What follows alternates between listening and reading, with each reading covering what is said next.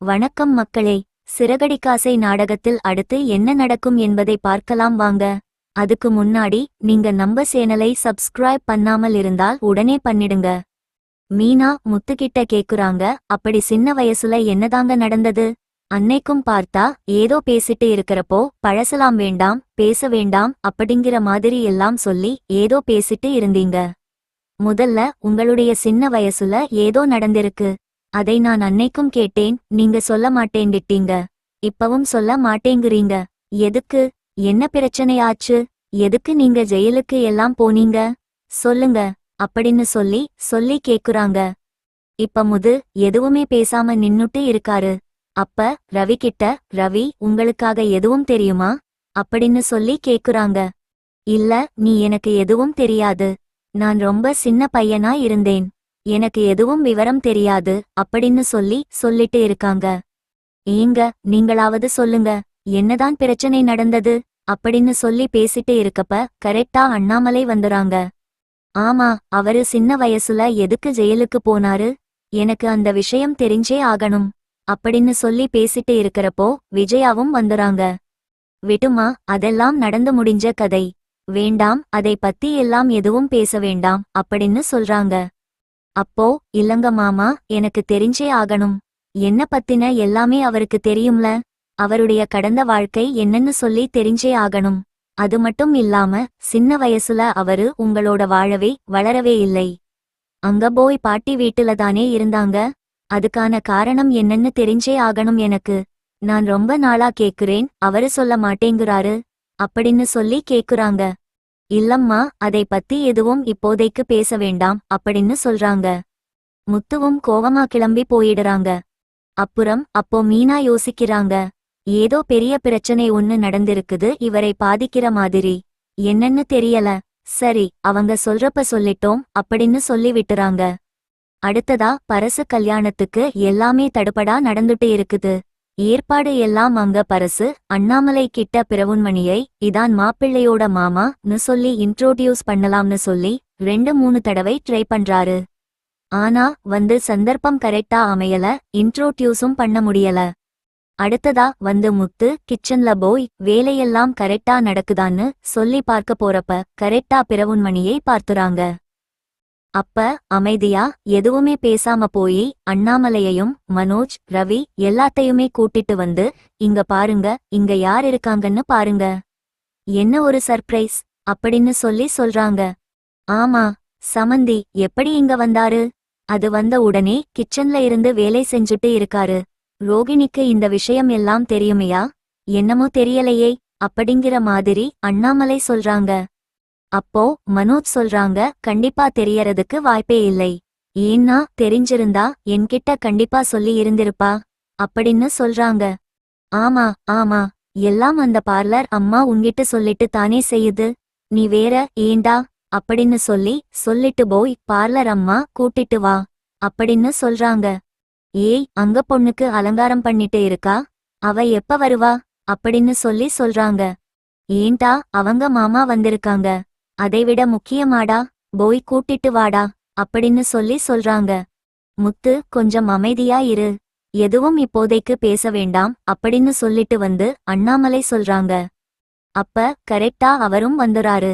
வந்த உடனே பிரவுன்மணி இவங்க எல்லாத்தையும் பார்த்து ஷாக்கா பாக்குறாங்க. என்ன, மலேசியா மாமா, எப்ப வந்தீங்க? வந்த உடனே டைரக்டா கிச்சனுக்கு வந்துட்டீங்க போல இருக்கு அப்படின்னு சொல்றாங்க. அப்ப கரெக்டா பரசும் வந்துறாங்க. வந்த உடனே இவருதான் மாப்பிள்ளையுடைய மாமா அப்படின்னு சொல்றாங்க. என்னப்பா சொல்றாரு? இவ்வளவு பெரிய குழப்பம் நடந்திருக்கு. மாப்பிள்ளையுடைய மாமானா? அப்போ பார்லர் அம்மாவுடைய மாமாங்குறாங்க. அப்ப யாருக்குத்தான் இவரு மாமா அப்படிங்கிறாங்க. அப்ப அங்க இருக்கிறவங்க, பக்கத்துல இருக்கிறவங்க, பிரவுன்மணி தெரிஞ்சவங்க, நீ எப்பப்பா மலேசியாவுக்கு போன அப்படின்னு சொல்றாங்க. எதுவும் பேச முடியாம வாயேச்சு போய் நிக்கிறாங்க. அப்ப முத்து சொல்றாங்க, அப்பா, ஏற்கனவே நான் சொன்னதுதான்பா, மலேசியால இருந்து எல்லாம் வரலைங்க, பக்கத்துலதான் எங்கேயாவது இருப்பாரா இருக்கும். அந்த பார்லர் மலேசியால இருந்து வந்தாருன்னு சொன்னதெல்லாம் நீங்க எல்லாம் நம்பிட்டு இருக்கிறதுனாலதான் அது ஜஸ்ட் காதுல பூ சுத்திட்டு இருக்குது. இவங்க ஒழுங்கா சொல்லுங்க அப்படின்னு கேக்குறாங்க. மிரட்டிக்கிட்டே கேக்குறாங்க முத்துக்கு. பிறவுன்மணிய தம்பி எதுவும் பிரச்சனை பண்ண வேண்டாம், கல்யாணம் நல்லபடியா நடக்கணும் அப்படின்னு சொல்றாங்க. அப்ப உண்மையை சொல்லுங்க அப்படின்னு சொல்றாங்க. நான் எல்லாத்தையும் சொல்லிடுறேன் என்று சொல்லிட்டு நடந்த விஷயத்தை எல்லாம் சொல்றாங்க. அப்ப வித்யா மூலமாதான் நீங்க வந்து பார்லர் அம்மாவுக்கு நீங்க இன்ட்ரோடியூஸ் ஆயிருக்கீங்க அப்படித்தானே அப்படின்னு சொல்றாங்க. இதை பார்த்துட்டு இருக்க மனோஜ், ஏய் இங்க பாருங்க, ஏதோ மாத்தி மாத்தி பேசிட்டு இருக்காதீங்க, எனக்கு என்னமோ நீங்க சொல்றதுல நம்பிக்கையே இல்லை அப்படின்னு சொல்றாங்க. டேய் நீ வேண்டாம் நம்பாம இருடா, எனக்கு ஆரம்பத்துல இருந்தே இவர் மேல சந்தேகமாதான் இருக்கு, வந்தது மலேசியால இருந்து வந்த மாதிரியே தெரியவே இல்லை அப்படின்னு சொல்லிட்டு இருக்காங்க. டேய் நீ என்ன வேண்டாம் சொல்லு, நீ எப்ப பார்த்தாலும் ரோகிணி பற்றி ஏதாவது நீ தப்பாதான் பேசிட்டே இருப்ப, அதெல்லாம் நம்ப மாட்டேன் அப்படிங்கறாங்க. உனக்கு எதுக்கு தன குழப்பம், நீயே போய் பாலமா கூட்டிட்டு வாடா அப்படின்னு சொல்றாங்க. ரோகிணி போய் கூப்பிடுறதுக்காக மனோஜ் போறாங்க. அங்க போன உடனே இன்னும் ஒரு 10 நிமிஷம் வெயிட் பண்ணு, அலங்காரம் எல்லாம் முடிஞ்சிரும் அப்படின்னு சொல்றாங்க. டேய் அதைவிட முக்கியமான விஷயம் ஒன்னு போயிட்டு இருக்கு அப்படின்னு சொல்லிட்டு கூட்டிட்டு வராங்க. வேகமா வந்த உடனே என்ன பண்ணுது சொல்லுண்டே வராங்க. அங்க வந்த உடனே இங்க பாரு, இங்க யார் வந்திருக்கான்னு பாரு அப்படின்னு சொல்றாங்க. அங்கள் எப்ப வந்தீங்க அப்படிங்கிற மாதிரி சொல்றாங்க. பாலராமா நீங்க ரியல் எல்லாம் சுத்தாதீங்க, ரீல் எல்லாம் அப்பவே வந்துருச்சு. ஆமா, எதுக்கு இந்த பிறவுன்மணி கூட்டிட்டு வந்து வீட்ல நடிக்க வச்சீங்க அப்படின்னு கேக்குறாங்க. நான் எல்லாம் ஒன்னும் நடிக்க வைக்கலையே அப்படின்னு சொல்றாங்க. ரோகிணி பாப்பா என்னை மன்னிச்சிரு, எனக்கு என் மாப்பிள்ளைக்குத்தான் இங்க கல்யாணம், நான் தான் தலைமை தாங்கி எல்லாம் பண்ணிட்டு இருக்கேன், கல்யாணத்துல எந்த ஒரு பிரச்சனையும் வரக்கூடாதுன்னு தான் சொன்னேன்.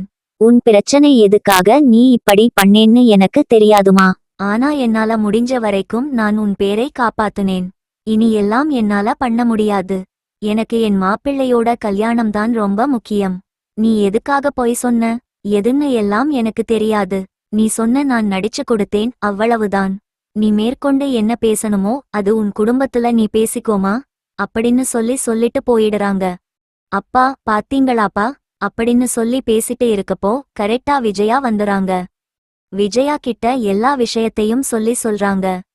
அப்ப விஜயா சொல்றாங்க, எனக்கு இந்த விஷயம் எல்லாம் எதுவும் தெரியாது அப்படின்னு சொல்லிட்டு, இங்க பாருங்க உங்களுக்கு வேண்டாம் தெரியாம இருக்கும், நானும் மீனாவும் ஏற்கனவே போய் பார்வதி ஆண்டி கிட்ட இவங்களை பற்றி விசாரிச்சோம், மலேசியால இருந்து வந்ததுக்கான எந்த ஒரு சோடும் அவங்களுக்கும் தெரியல, இவங்க சொல்றத வச்சுதான் அவங்களும் இருக்காங்க, அதைத்தான் நீங்களும் நம்பி இருக்கீங்க, ஏதாவது இந்த பார்ல நம்ம என்னென்னமோ இருக்கு, என்னென்னமோ போய் பேசி இருக்குது, எல்லாத்தையும் நீங்க நம்பிட்டு இருந்திருக்கீங்க அப்படின்னு சொல்றாங்க. என்ன ரோகிணி இது எல்லாத்துக்கும் முன்னாடி வச்சு அசிங்கப்படுத்திட்ட அப்படின்னு சட்டுன்னு கண்ணத்திலேயே அறிஞ்சுறாங்க. ஆண்டி அப்படிலாம் ஒன்னும் கிடையாது அப்படின்னு சொல்றாங்க. அப்ப இதெல்லாம் என்ன, அதான் அவர்தான் ஓப்பனா சொல்றாரு, நடிக்க வந்தவரே நடிக்க வந்துட்டேன்னு சொல்லிறாரே, இதுக்கு அப்புறம் என்ன வேணும், நீ அவங்க அப்பா வந்து மலேசியால தான் இருக்காங்கன்னு இதுவரைக்கும் ஒரு போட்டோ காமிச்சிருப்பேன் இல்ல, நீதான் அங்க மலேசியால இருந்த மாதிரி காமிச்சிருவியா அப்படின்னு பேசிட்டு இருக்கிறப்போ கரெக்டா வித்யாவும் வந்துறாங்க. மெயின் ரூலை மீதா, வித்யா வாங்க, நீங்க கரெக்டான நேரத்துக்கு தான் வந்திருக்கீங்க அப்படின்னு சொல்லிட்டு, அண்ணா கரெக்டா மீனாவும் முத்துவும் சொல்றாங்க. என்ன நடக்குது அப்படின்னு கேக்குறப்போ, ஆமா நீங்க 2 பேரும் சேர்ந்து பிறவுன்மணின்னு ஒருத்தரை கொண்டு வந்து நடிக்க வச்சீங்கள, அவர் இப்பதான் இங்கதான் வந்திருக்காரு, அவரோட மாப்பிள்ளைக்குத்தான் கல்யாணம் அப்படின்னு சொல்றாங்க. இதை பார்த்துட்டு என்னடி நடக்குது அப்படின்னு சொல்றாங்க. எதுவுமே பேசாம அப்படியே ரோகிணி அழுத்துட்டே நின்னுட்டு இருக்காங்க. அது வந்து அப்படின்னு சொல்லிட்டு இழுக்குறாங்க. நான் ஏற்கனவே உங்ககிட்ட நான் கேட்டேன்ல, அந்த போன் விஷயத்துல நீங்க ஏதோ மறைச்சிருக்கீங்க, நீங்க ஒன்னு உண்மையை சொல்லுங்க அப்படிங்கிற மாதிரி வித்யா கிட்ட